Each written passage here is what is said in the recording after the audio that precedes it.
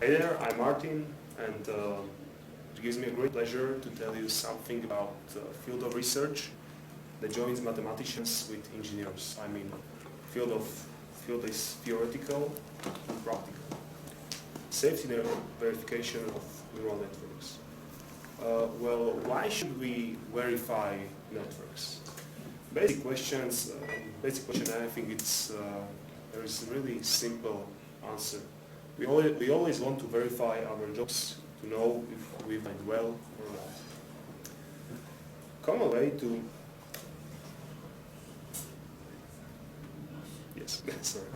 common way to validate machine learning and statistical methods is cross-validation.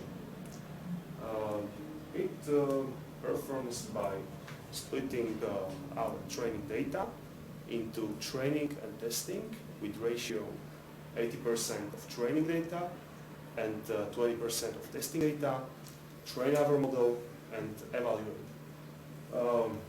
Perform this few times, few iterations, and after that we have kind of average accuracy of our model, and we can say if it's accurate, it's good or not. Beware that training and testing data must not be the same, because high accuracy in that case would be just a result of an overfitting, and in real world data we should be really badly surprised. I think this is the right place to show some Keras architecture and maybe to motivate some of you to try design some network in Keras. You can see my submission with accuracy 98.6% with this primitive network, as you can see in these few lines of code. It's really simple. Now, however, not every problem can be solved that easy. It's really like a hello world problem in machine learning. It's like digit recognition, and everyone starts with this. Now I want to introduce you Keras. It's really high level and easy to use library. It's written in Python, but it's really fast.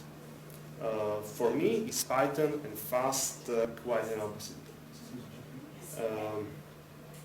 It's fast because it uses TensorFlow backend, as you can see, and TensorFlow is written in C, so it can be fast and easy to use. Well, I would like to provide you some minimal background of artificial neural networks. They are inspired by brain. They were invented in 1940s.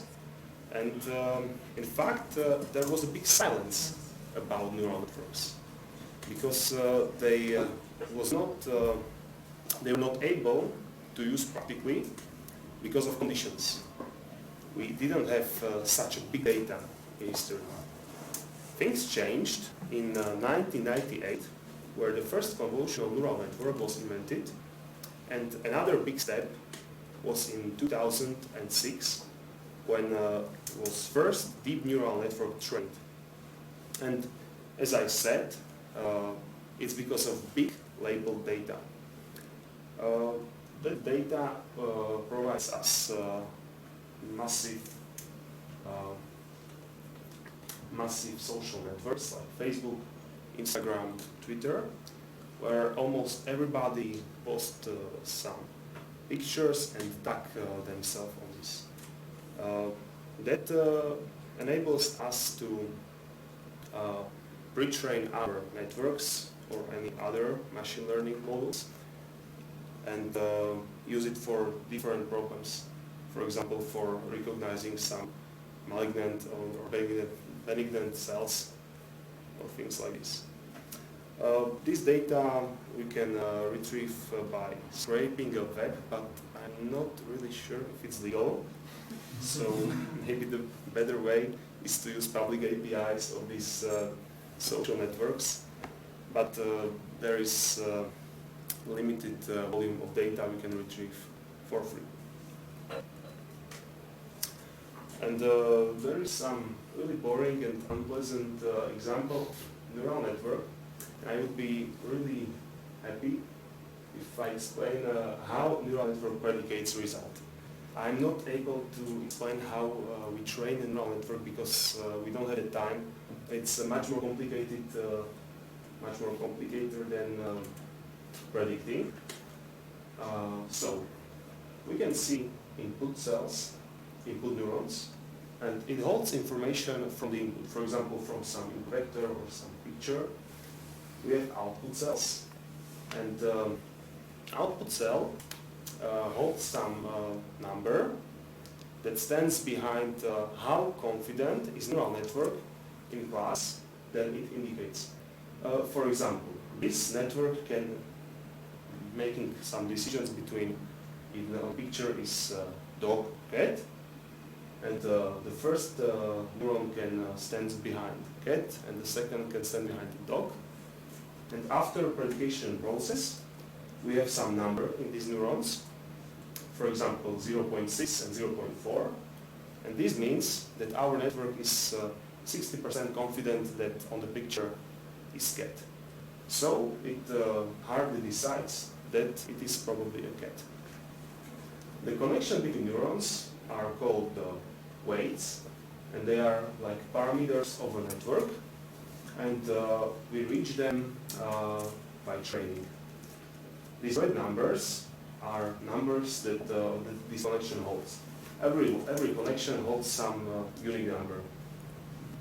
It don't need to be unique, but it's own. Try to imagine neurons as like number between 0 and 1. There is a difference between biological neurons and artificial neurons, because biological neurons can be just active or inactive. In other words, true or false, 0 or 1. And artificial neurons can hold any real number between 0 and 1, and it indicates how strongly this neuron affects result of the network. Just for example, let's compute the number that should be in cell instead of this green question mark. We compute it like sum of products of neuron activation times weight. In this case, 0.8 times 0.5 plus 0.2 times 1 plus 0 times 0.35, and the number is 0.6. It's not all, because we need to put this number into some activation function, and this can be really whatever according what the designer wants. For example, sigmoid, ReLU function, identity, sinus, cosinus, really whatever. And in this case, let it be, for example, ReLU. ReLU function outputs input value if it's greater than 0, otherwise 0. So just non-negative values.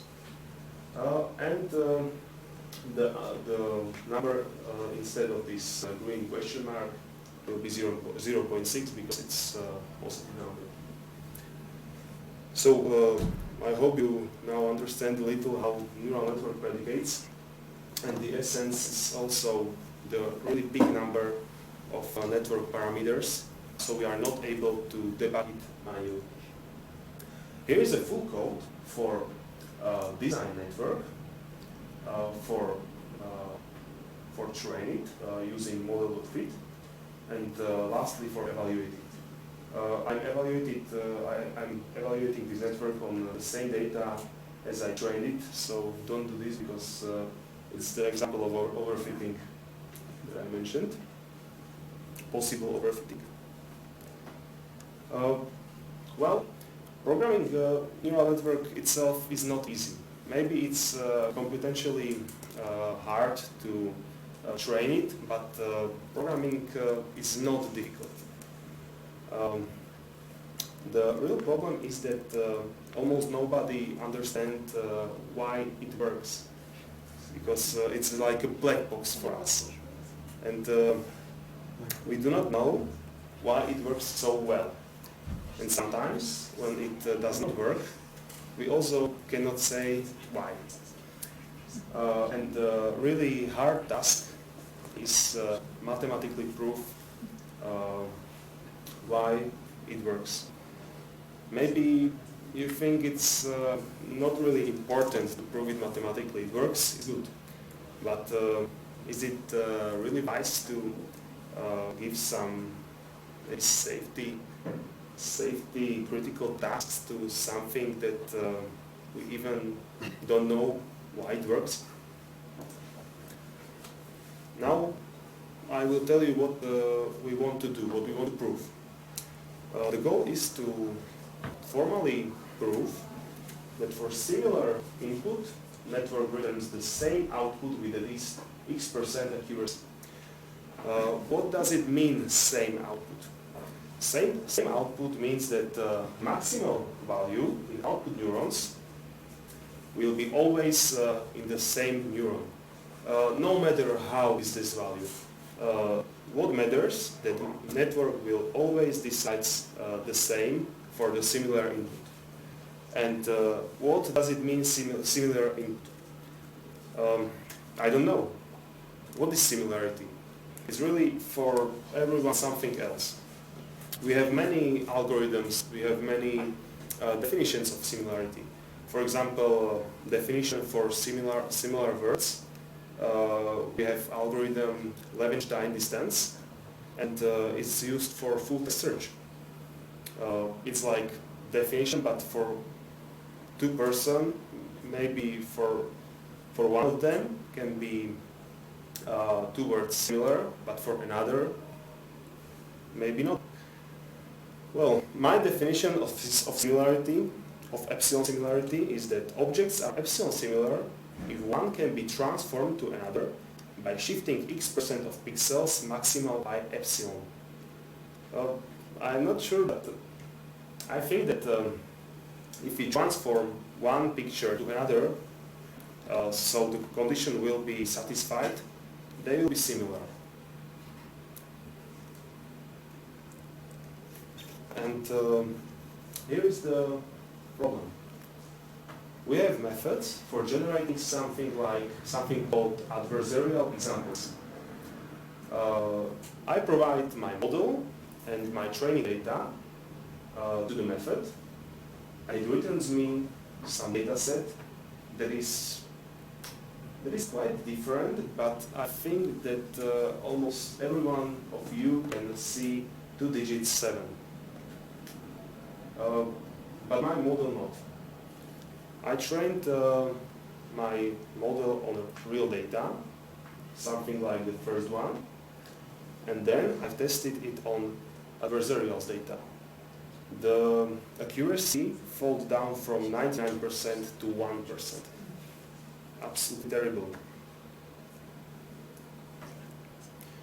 And yes, here's the code for creating adversarial examples. There is some keyword, Cleverhand's library. I recommend to try this. It is like strongly powerful and provides you a few methods for creating adversarial examples. I'm sorry for that picture. It looks like some deadly crash of autonomous Tesla, but it's here for us to know that neural networks aren't perfect, and they won't be perfect. It's just up to us how responsibilities will we give it. Imagine an example where someone can create some adversarial examples of real environment that will recognize some camera of this car. For example, pouring some green color on the road, or putting some stickers on the traffic signs, or putting some stickers on the cars. And that way, he maybe can manipulate our autonomous cars and can kill somebody that way. It's everything from my side. Thank you for your attention, and I'm not sure if I will be able to answer all your questions, if some will be, and it's right time for ask if you have something.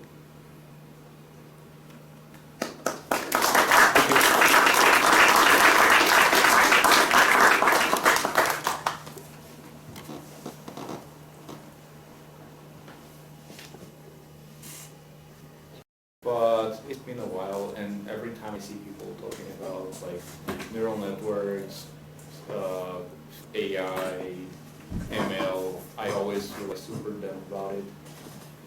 And what I remember is like back in the day that I was studying for it was something about like coming up with heuristic functions and seeing how that was like give an accurate response. And how would you say like a simple example nowadays? Oh, sorry? How would you say a simple example for machine learning or neural networks or this field that you're working in? Simple example? Yeah, like a basic example. Or application. Application? Yeah, or application. Of this verification or in general? General. Face recognition, if you are taking some photos. For example. So you provide the photos and then it says if it's the person or not? Sorry? You feed the algorithm the photos and then it says if it's someone or not? Or I'm not sure I understand. Yeah, basically yes. no? I understand the question. Basically you feed your camera, when you use your camera on the phone, it looks at the picture and constantly evaluates where the faces are, so you can focus on them. Like most modern phones, at least in channels, which is neural networks to detect the faces. And how like big of space or computing power that takes? If the model is trained already, it can run like on a relatively low power hardware. Training, of course, is very hard, but executing on the model is not. You can even have embedded processors running some of the simpler networks. It's so small and fast, it's embedded in almost every camera nowadays.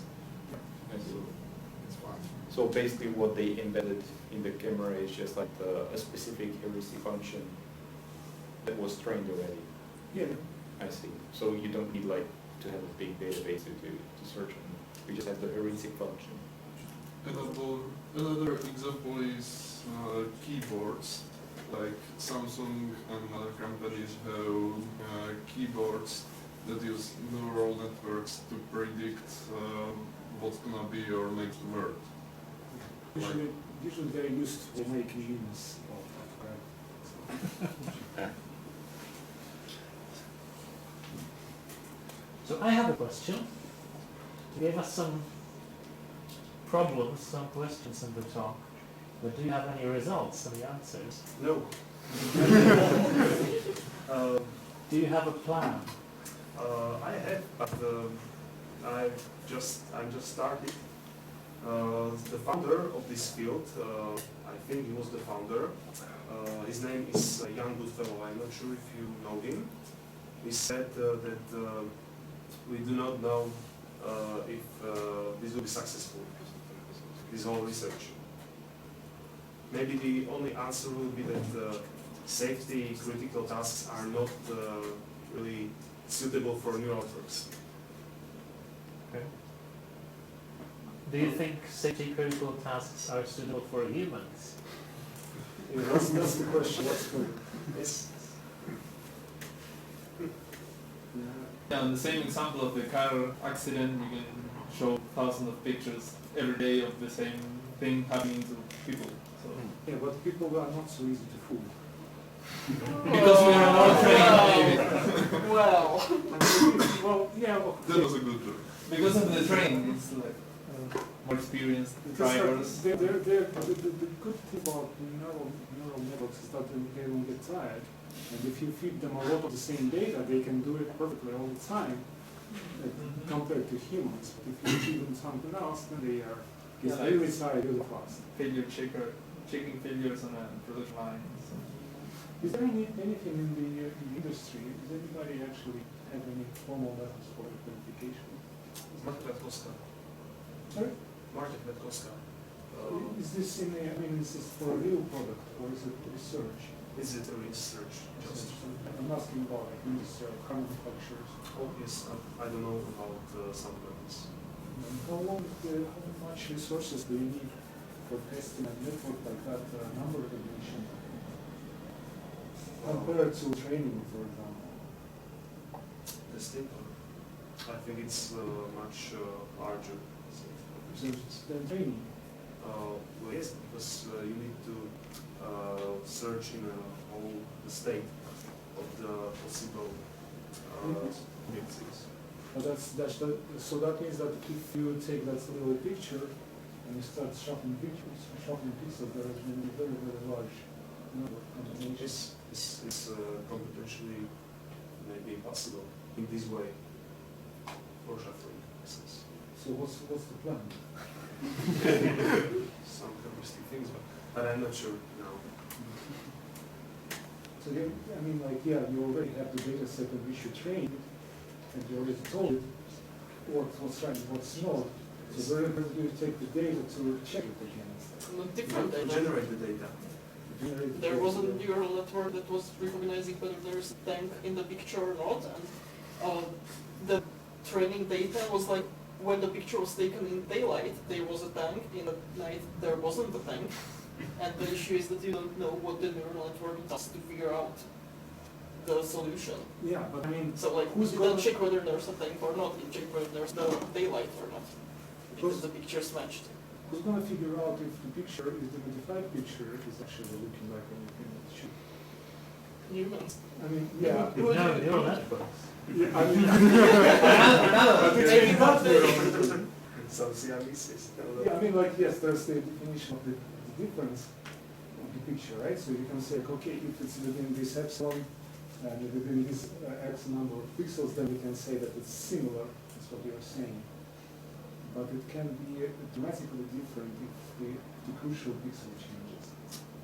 Yes. That's the issue. Just on agreement. Yeah, that's the problem. As far as I know, some of those like modifications are scaling up or down or shifting or I don't know, changing some pixels just to train all the pixels because I don't know, you train your network with a lot of images that when there's a 7, there's like a point, black spot because coincidence. So you should train it to ignore that point. For example, I don't know by numbers, but on bigger images, you can have some some neurons that get overexcited by some input. So one of the tests I know they like, I don't know about neurons, but they cut some of the lines between neurons and stuff like that to make it fail, for example. Like training, changing some things of the structure of the So it seems I think it seems that it's impossible to generate the full data set, or the full possible data set, because you won't be able to tell if this is the right thing or not.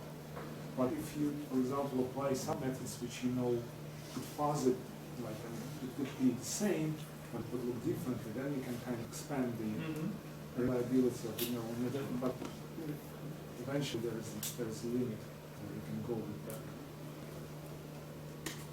Still something could be done.